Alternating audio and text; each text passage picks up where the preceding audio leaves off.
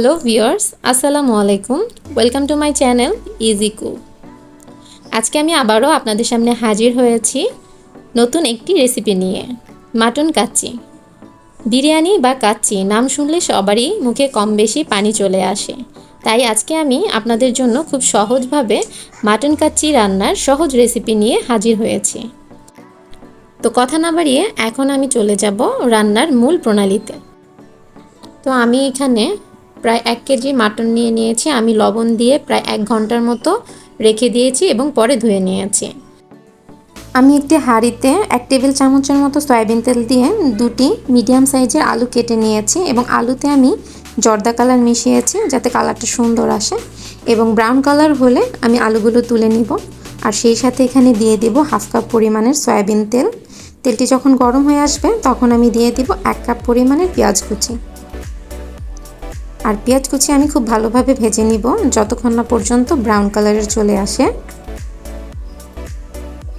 তো যখনই brown colour চলে আসবে তখন আমি এখান থেকে কিছুটা পেঁয়াজ উঠিয়ে নিব যাতে করে পরবর্তীতে ব্যবহার করা যায়।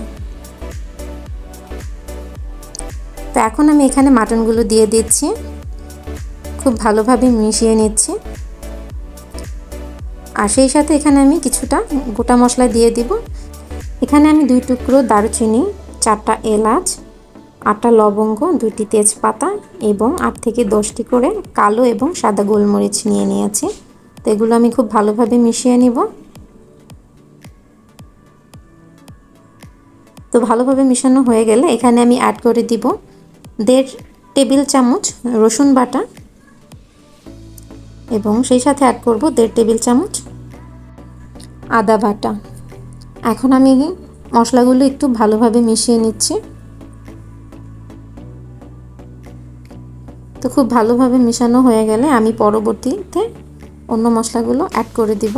এখন আমি এখানে দিয়ে দিব 1/2 কাপ পরিমাণের টক দই। টক দইটা আমি ফেটিয়ে নিয়েছি এবং এখানে আমি দিয়ে দিচ্ছি 1 টেবিল চামচ আমন্ড পেস্ট বা কাঠবাদাম বাটা, আর দিয়ে দিচ্ছি 2 টেবিল চামচ পেঁয়াজ বাটা। তো সেগুলো আমি ভালোভাবে মিশিয়ে নিব। তো ভালোভাবে মেশানো হয়ে গেলে এখানে আমি পরবর্তী মশলা অ্যাড করে দিব। আর এখন আমি দিয়ে দিব স্বাদ মতো লবণ। আর এখন দিয়ে দিচ্ছি 1 টেবিল চামচ টমেটো সস। রান্নার সময় প্রচুর বাতাস হচ্ছে, যার কারণে সব কিছু উড়ে উড়ে যাচ্ছে মনে হচ্ছে আসলে।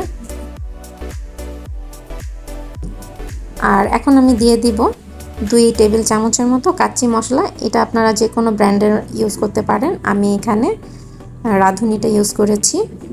আর এখানে দিয়ে দিব 1/2 চা চামচের মতো গরম মশলার গুঁড়ো।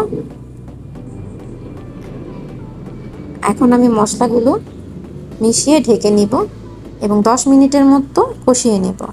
10 মিনিট পর আমি আবার একটু নেড়ে চেড়ে দিচ্ছি। আর এখন এখানে অ্যাড করে দিব 1 চা চামচ ভাজা জিরার গুঁড়ো।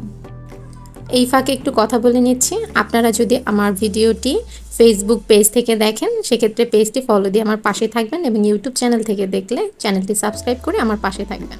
এখন আমি দিয়ে দিব 1 চা চামচ চিনি, সেই সাথে অ্যাড করে দিব 1 চা চামচ কেওড়া জল।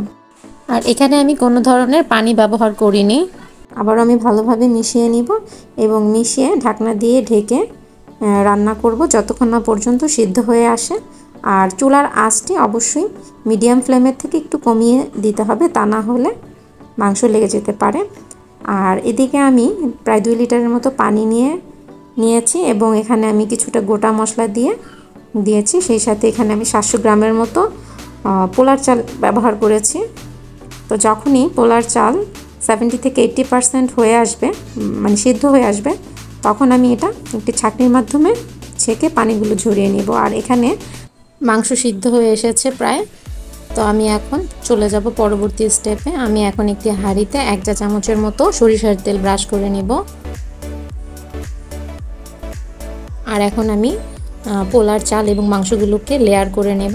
এজন্য প্রথমে আমি 3 ভাগের 1 ভাগ ভাত নিয়ে নেব।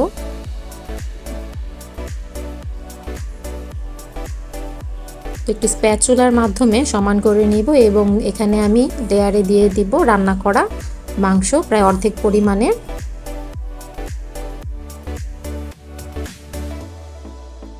এবং সেই সাথে দিয়ে দেব কিছুটা কিশমিশ। এখন আমি দিয়ে দিব বাকি মাংসগুলো। তো মাংসগুলোর উপরে এখন আমি ভাত দিয়ে দিব, আর এখানে দিয়ে দিচ্ছি ভেজে রাখা আলু, আর দিয়ে দিব কিছু কাঁচামরিচ। কাঁচামরিচগুলো আমি আস্ত দিয়ে দিয়েছি যাতে করে সুন্দর একটি ফ্লেভার আসে। আর এখন আমি ভাতগুলো সমান করে দিয়ে দিব। এর উপর থেকে আমি কিছু কিশমিশ দিয়ে দিচ্ছি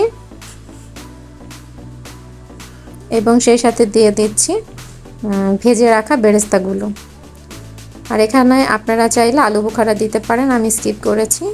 আর এখানে আমি 1 কাপ লিকুইড দুধ দিয়ে দিয়েছি, আর 1/4 কাপের মতো লিকুইড দুধের সাথে একটু জর্দা কালার মিশিয়ে দিয়ে দিচ্ছি যাতে করে কাচ্চির কালারটা খুব সুন্দর আসে। এজন্য এখানে আমি ব্যবহার করব 1 চা চামচ কেওড়া জল এবং 2 চা চামচ বা তার থেকে বেশি ঘি দিতে পারেন যাতে করে ফ্লেভারটা খুব ভালো আসে। আর এখানে আমি আমন্ড এবং কাজু বাদামগুলো কুচি করে দিয়ে দিয়েছি। এখন ঢাকনা দিয়ে ঢেকে দিব এবং 1 ঘন্টার জন্য আমি একদম লো ফ্লেমে রান্না করেছি। তো ফিরে এলাম 1 ঘন্টা পর। 1 ঘন্টা পর ঢাকনা খুলে আমি খুব সাবধানে ভাতগুলো নেড়ে দিব যাতে করে ভাতগুলো ভেঙে না যায়। তো এখন আমি খুব ভালোভাবে নেড়েচেড়ে মাংস এবং মাংসের যে ঝোল সেটা ভালোভাবে মিশিয়ে নেব।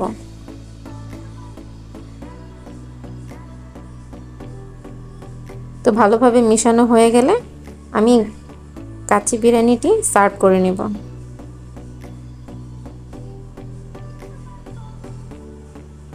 তো তৈরি হয়ে গেল মাটন কাচ্চি। খুব সহজে আমি রান্না করার চেষ্টা করেছি। আশা করছি আপনাদের কাছে আমার ভিডিওটি ভালো লাগবে, এবং ভিডিওটি ভালো লাগলে একটি লাইক এবং কমেন্টস করে জানাবেন কেমন লেগেছে। আর পরবর্তী নতুন ভিডিও আপলোড করার সাথে সাথে যাতে করে আপনার কাছে নোটিফিকেশন চলে আসে সেজন্য আমার চ্যানেলের বেল বাটনটি অন করে রাখবেন।